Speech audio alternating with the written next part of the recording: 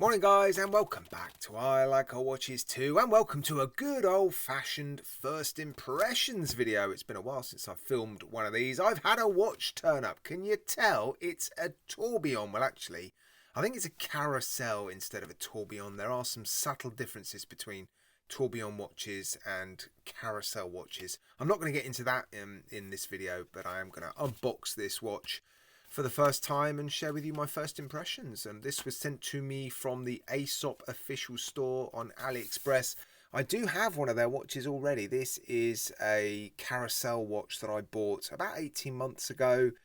I unboxed it. I've never reviewed it, so perhaps I should consider reviewing this at some point in the near future. But anyway, they've sent me their latest release. It's in here. The watch was sent for free. There'll also be an affiliate link in their video description taking you to the Aesop official store where you can buy this watch for $319 US, I think it is. Let's take a look and see what's in this envelope. Very fancy envelope. Right, here it is. What have we got? It looks like some sort of certificate with some instructions and some prices for work on the watch, should it ever need it. Okay, interesting. Well, you're not here to see all that, are you? You're here to see this new watch release. Right, let's get it out the box and yeah, share with you my first impressions. Right, there we go. All the plastic has been removed. It's a sort of skeletonized tourbillon, isn't it? And you can clearly see through huge sections of this dial. What's it say on the back? Waterproof, stainless, mechanical tourbillon. It's not a screw down crown. Look at that, it's kicking into action immediately. You've got a really good view of this part of the complication spinning around. Wow, the gearing on that is yeah, pretty high, isn't it? Now, I'm curious to know whether or not that star is loomed, so let's do that nice and early. Right, let's give it a quick boost with the loom torch. It's looking promising, isn't it? Although the loom on the hands looks very bright compared to that star. I'm pretty sure that is loomed, though. Yeah, it is. Yeah, that's pretty cool, isn't it? Right, I've zoomed in so we can have a good look at the finishing on the case, but also the dial. Oh, there's a blue sticker on the crown that needs to come off. Pull push crown, screwed down case back, 50 meters of water resistance before I forget. Yeah, we can have a good look at this movement as well and see, well, sort of see it working.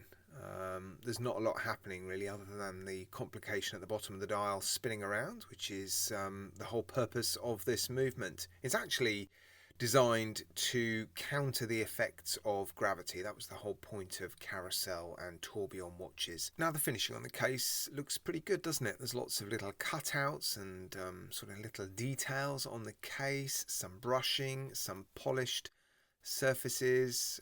The brushing seems nice enough. The polishing seems decent. Yeah, I'm not convinced by the design. That angle's pretty cool. Look at it.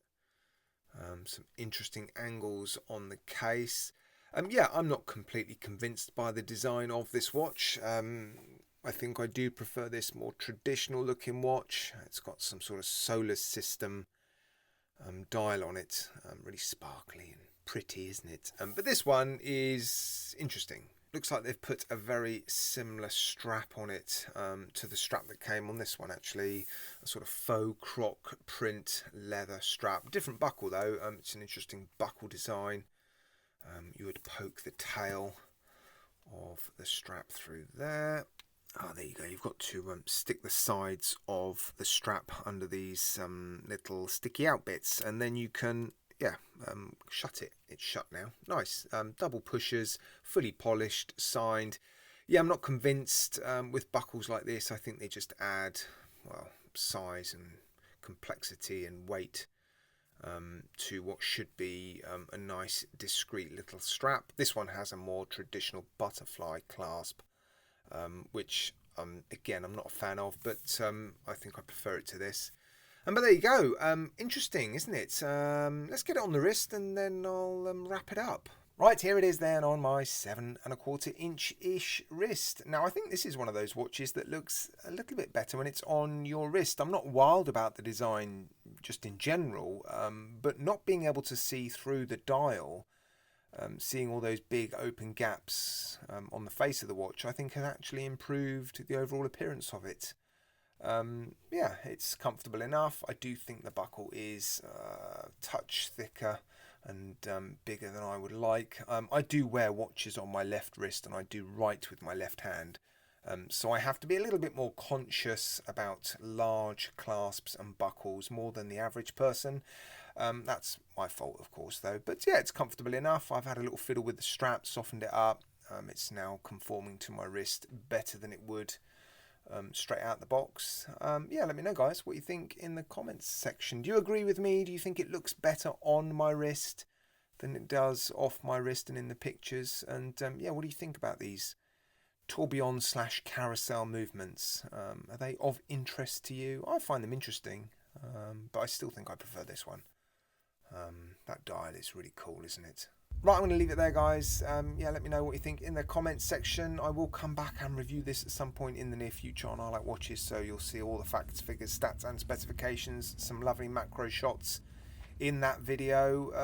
But yeah, this is just my first impressions. Cool.